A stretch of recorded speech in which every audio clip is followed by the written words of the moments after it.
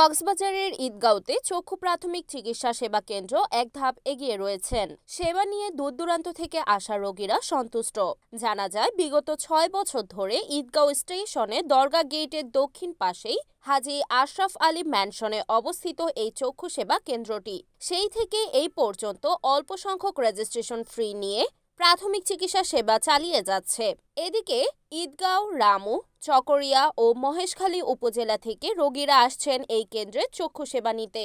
অত্যাধুনিক যন্ত্রপাতির সাহায্যে চোখের সেবা দিয়ে থাকেন চিকিৎসকেরা। তবে সঠিক পাওয়ারের চশমাসহ ঔষধপত্র কেনার সুবিধা রয়েছে। বৃহত্তর ঈদগাঁও ছাড়াও পার্শ্ববর্তী উপজেলায় এই চিকিৎসা কেন্দ্র না থাকার কারণে অলাভজনক প্রতিষ্ঠান হিসেবে ঈদগাঁওতে প্রাথমিক চক্ষু সেবা কেন্দ্রটি গ্রামীণ জনগণের নারী পুরুষ রোগীদের মাঝে সেবা দিয়ে আসছেন দীর্ঘকাল ধরে। সুদক্ষ চিকিৎসা সেবায় রোগীরা অনেকটা সন্তুষ্ট। সেবা কেন্দ্রের ম্যানেজার সোহেল রানা জানান, রোগীদের সেবায় সন্তুষ্ট আমরা। এই স্লোগানকে সামনে রেখে বিগত ৬ বছর ধরে চক্ষু সেবা দিয়ে যাচ্ছি ঈদগাঁও ছাড়াও বিভিন্ন এলাকার রোগীকে। তবে এই সেবা কেন্দ্রে এতিম, গরিব, প্রতিবন্ধী সহ অসহায় শিক্ষার্থীদের জন্য আলাদা ছাড় আছে। প্রাথমিক চক্ষু সেবা কেন্দ্রের ম্যানেজার মোহাম্মদ সোহেল রানা।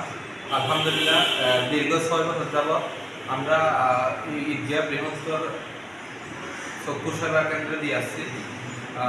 দীর্ঘ ৬ বছর যাবৎ আমরা রোগীদেরকে স্বল্প খরচে চিকিৎসাধীন অবস্থায় আছি। আলহামদুলিল্লাহ, এখানে আমাদের একটা লক্ষ্য হচ্ছে রোগীদের শতভাগ সুনিশ্চিত চিকিৎসা প্রদান করা স্বল্প খরচে। রিপোর্ট এম আবু হেনা সাগর, NAN TV, ঈদগাঁও।